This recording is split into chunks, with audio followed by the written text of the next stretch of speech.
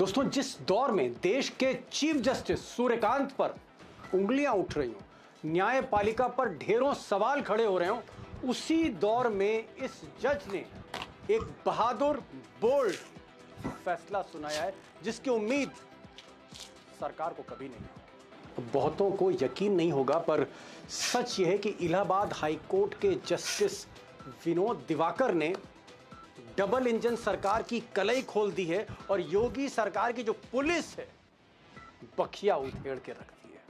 अब एक criminal case की सुनवाई में जस्टिस विनोद दिवाकर ने कहा कि उत्तर प्रदेश की जो पुलिस है, यानी योगी जी के जो पुलिस ऑफिसर हैं, वो संविधान के प्रति वफादार नहीं, यानी कानून ताक पर रख के वो पॉलिटिकल बॉसेस के प्रति वफादार है। इसका मतलब यह है कि पुलिस कानून को ताक पर रख के पॉलिटिकल बॉसेस के लिए, मंत्री मुख्यमंत्री के इशारों पर नाच रही है। और एक और बड़ी बात कह दी, चौंकाने वाली बात कह दी। उन्होंने कहा कि पुलिस एनकाउंटर के जो मामले हैं, इधर गोली चली, इसको ढेर कर दिया, या फिर किसी के यहाँ छापे डाल दिए, पुलिस रात में दबिश दे रही है, ज्यादातर मामले राजनीतिक इशारों पर किए जाते हैं। यानी इसका मतलब हम ये निकाल सकते हैं कि जो मंत्री मुख्यमंत्री कह रहे हैं वही हो रहा है, और अक्सर बेकसूर लोगों पर कार्रवाई हो रही। कौन कह रहा है? हाई कोर्ट के जस्टिस कह रहे हैं। किस दौर में? मोदी और योगी के दौर में।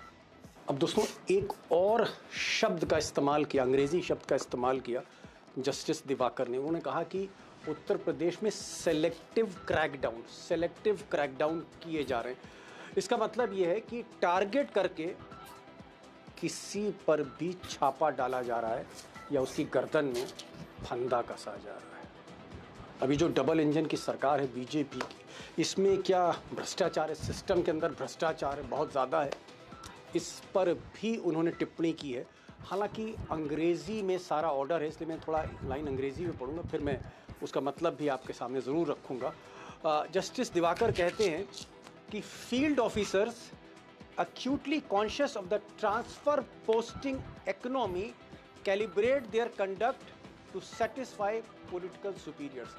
यानी ट्रांसफर पोस्टिंग, मलाईदार जगहों पर पोस्टिंग कर देना या कहीं से हटा देना, इसके पीछे इसका खेल चल रहा है, पैसे का खेल चल रहा है। और ये जो अर्थव्यवस्था है ट्रांसफर पोस्टिंग की, कि मलाईदार थाने पे, मलाईदार जिले पर, मलाईदार पोस्ट पे, मलाईदार कुर्सी पर बैठा दीजिए और फिर माल कमाइए। सिर्फ एक काम करना है कि मोदी जी या योगी जी या जो सिस्टम है उसमें जो पॉलिटिकल बॉसेस हैं उनका कहना मानना, उनके इशारे पे काम करना होगा। अब इसका सार ये है कि मलाईदार पदों के लिए पूरा सिस्टम, पूरे अफसर सत्ता के आगे झुक गए।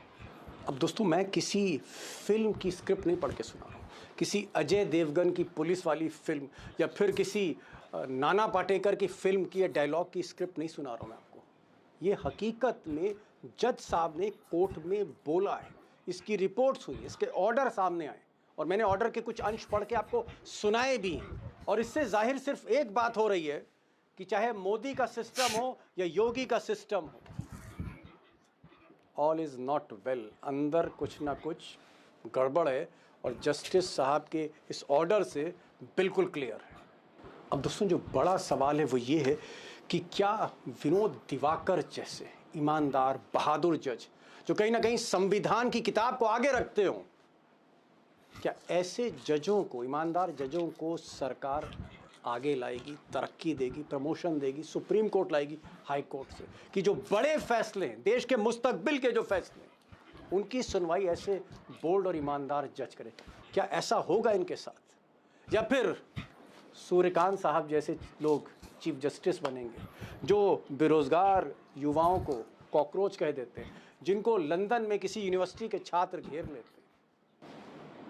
क्या फिर ऐसे जज होंगे जो सुप्रीम कोर्ट के चीफ जस्टिस बनेंगे? Have you seen their youngsters like cockroaches?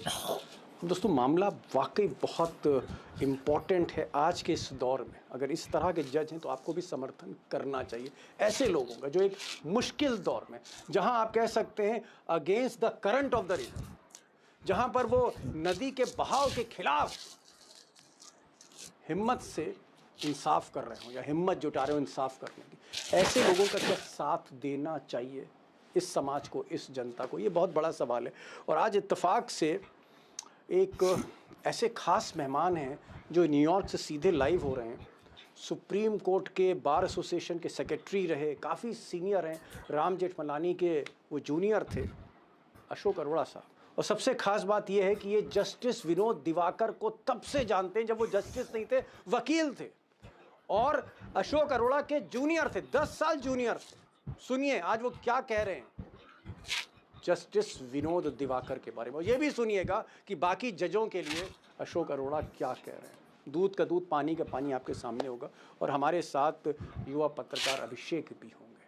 Arora साहब, बहुत बहुत स्वागत आपका इस प्रोग्राम में। मैं एक चीज़ जानना चाह रहा था, ये जो जस्टिस विनोद दिवाकर हैं जिन्होंने ज़बरदस्त एक टिप्पणी करी है अपने, उनका जो ऑर्डर है वो वायरल हो रहा है। उन्होंने कहा है कि पुलिस जो है वो संविधान के प्रति वफादार नहीं है, पॉलिटिकल बॉसेस के प्रति वफादार है। यानी पुलिस संविधान की जगह योगी को सलूट कर रही है, संविधान को सलूट नहीं कर रही है।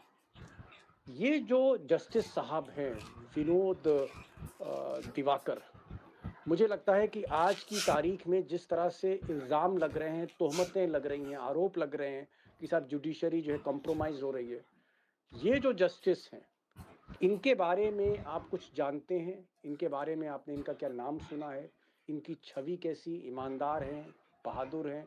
कुछ इनके बारे में बताइए, विनोद दिवाकर के बारे में। एक ऐसे शख्स का नाम लिया, विनोद जी, जस्टिस विनोद दिवाकर, तो हम जस्टिस कहते हैं। मेरे को लगता है 8-10 साल बाद इन्होंने बार को ज्वाइन किया होगा। लेकिन even as a young lawyer जब सुप्रीम कोर्ट वो आते थे और सुप्रीम कोर्ट प्रैक्टिस करते थे, तो जस्टिस दिवाकर उस टाइम तो वकील थे। मैं तभी से इनको देखता था कि he is very intelligent, he is like a jurist. खाली वो एक तो आम वकील होता है, वकालत कर ली और केस। अब भी बहादुर थे जब आप इनके साथ काम कर रहे थे, ये आपके साथ काम कर रहे थे? That is what I am saying कि मैं इतने साल से इनको जानता हूँ, जब मैं सेक्रेटरी था तब से इनसे मेरी मुलाकात रही।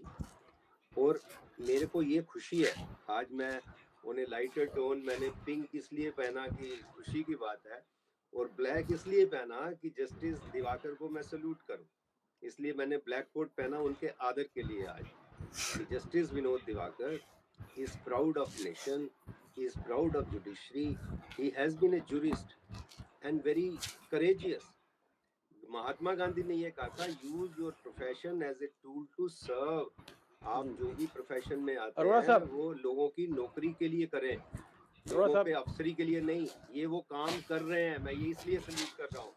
नहीं, इस प्रोफेशन टू मैं कह रहा हूँ वो आपसे जूनियर थे। आपने कहा कि जब आप सुप्रीम कोर्ट में वकालत करते थे, 10 साल बाद आए ये बार में, चीफ जस्टिस को आप सल्यूट नहीं कर रहे हैं, देश के सबसे बड़े जज को, और हाई कोर्ट के जज को आप सल्यूट कर रहे हैं। ऐसा क्या है? ऐसा क्या है? मैं इसलिए नहीं चीफ जस्टिस को सल्यूट करता क्योंकि chief justice has violated his own oath. Chief justice ने जो शपथ ली थी कि आई विल सिक्योर जस्टिस, शपथ जो लेते हैं वो ये लेते हैं कि I will abide by the constitution, I will protect the constitution. Chief justice ये ओथ लेके, उनकी ओथ ये थी, I will secure justice social, economic, political for all. I will ensure कि जो हम हिंदी में बोल सकते हैं कि हर एक घर में दिया भी जले, अनाज भी हो, इस चीज की शपथ ली। अब आप वकील हो के चीफ जस्टिस के बारे में ऐसा कह रहे हैं, आपको कंटेम्प्ट का डर नहीं है? मानहानि का आपको डर नहीं? कंटेम्प्ट नहीं है। they all have been my, they all of them are my juniors। हम जूनियर वर्ड यूज नहीं करते हैं वैसे इनके लिए, लेकिन मैं यूज करता हूँ। जो भी एक बार में आ जाता है, मैं कहता हूँ एक साल बाद सब बराबर हो गए यार, कोई जूनियर सीनियर नहीं है। लेकिन जब कोई ऐसी हल्की हरकत करता है, हल्की बात करता है, चीफ जस्टिस ने खुद कहा भाई कि मैंने जो कॉकरोच कहा था, मैंने बेरोजगारों को नहीं कहा था, मैंने किसी और संदर्भ में कहा था। खैर छोड़िए, चीफ जस्टिस को आपने कहा कि चीफ जस्टिस को आप सल्यूट नहीं करेंगे, लेकिन आप इलाहाबाद हाई कोर्ट के इस जज को, जिसकी तस्वीर आप स्क्रीन पर देख रहे हैं, विनोद दिवाकर, इनको आप सल्यूट करेंगे? सल्यूट, चलिए ठीक है, बार बार सल्यूट करेंगे। ऐसा क्या आपको लगता है कि आज के दौर में इस जज ने हिम्मत दिखाई, जस्टिस ने? इसने कहा कि पुलिस जो है वो मोदी और योगी की वफादार है, सिस्टम की वफादार है, पॉलिटिशियंस की वफादार है, संविधान की नहीं है।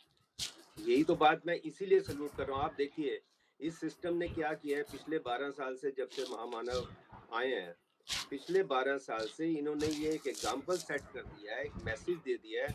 आपको मैं 3 जज गिनाता हूँ बहुत मशहूर, जस्टिस कुरैशी, जस्टिस मुरलीधर और जस्टिस अतुल श्रीधरन। ये तीनों जज इन्होंने करेज दिखाया, तीनों जज जिनसे महामानव नाराज हो गए, इन तीनों जज को प्रमोशन नहीं मिली, आप ये देखिए। और बेला त्रिवेदी जो महामानव की लॉ सेक्रेटरी थी, जो लगता था कि महामानव के कहने पे चलेंगी, उनको इतनी जूनियर पोजीशन से लाके और जज बना दिया। तो इन्होंने एक मैसेज दे दिया महामानव ने, और चीफ जस्टिस इसमें सारे इन्वॉल्व हैं, justice Thakur downward, all chief justice were involve in violating the law, violating the constitution, burning the constitution। ये नहीं समझते हैं कि जिस देश में अगर जुडिशरी पे लोगों का फेथ नहीं रहेगा तो वो देश क्या बचेगा।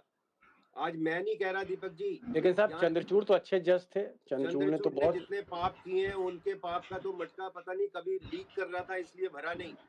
जस्टिस विनोद दिवाकर ने कहा कि जो पुलिस है, जो सिस्टम है आज की तारीख में, योगी और मोदी का डबल इंजन की सरकार यूपी में, वहाँ पर पुलिस ऑफिसर जो हैं वो संविधान के प्रति वफादार नहीं हैं, वो नेताओं के प्रति वफादार हैं। और उन्होंने आगे भी कहा कि ये एक तरह की ट्रांसफ़र पोस्टिंग इकॉनमी है, यानी कहने का मतलब यही रहा होगा कि पैसा दे के हथेली गरम करके अच्छी पोस्टिंग मिल जाती है अधिकारियों को, और उसके बाद वो संविधान भूल जाते हैं और अपने बॉसेस पर चलने लगते हैं। उन्होंने एक बात और कही, उन्होंने कहा जो एनकाउंटर होते हैं पुलिस के, या फिर जो टारगेटेड अटैक होते हैं किसी पर्टिकुलर आदमी पर, उसके पीछे राजनीतिक मंशा होती। तो क्या पॉलिटिकल एनकाउंटर हम इसको कहेंगे? ये जो एनकाउंटर हो रहे हैं उत्तर प्रदेश में, क्या इसके पीछे आपको लगता है पुलिस का डिस्क्रिशन नहीं है, ये आदेश है ऊपर से, इसको मार दो, इसको छोड़ दो?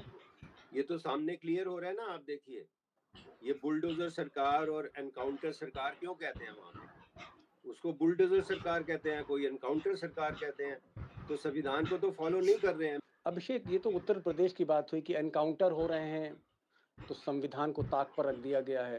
अब जस्टिस साहब ये भी कहते हैं कि एफआईआर बार-बार कहीं लिखी जा रही है, तो कहीं एफआईआर नहीं लिखी जा रही है। अरेस्ट हो रहे हैं तो बिना ड्यू प्रोसेस के हो रहे हैं। इसके अलावा वो कह रहे हैं कि कहीं-कहीं अल्टीरियर मोटिव्स हैं, हर तफ्तीश के पीछे कोई ना कोई मकसद है, राजनीतिक मकसद है। क्या उत्तर प्रदेश की तो कलई खोल दी है, बिहार में, मध्य प्रदेश में, बाकी राज्यों में भी क्या यही स्थिति है? पैसा चल रहा है, पैसे का ज़ोर है। अगर नेता को नहीं जानते तो एफआईआर तक नहीं होगी। संविधान पूरी तरह से ताक पर रख दिया गया है। दीपक जी, जिस राज्य से प्रधानमंत्री नरेंद्र मोदी आते हैं और गृह मंत्री जो कभी गृह राज्य मंत्री थे उस राज्य के अमित शाह जी आते हैं, उस राज्य में संजीव भट्ट के साथ क्या हुआ? उस राज्य में बेस्ट बेकरी मामले में क्या हुआ? उस राज्य में एहसान जाफरी के साथ क्या हुआ? ये तो सबने देखा है। और बिल्किस बानो मामले में क्या हुआ है वो भी सबने देखा है।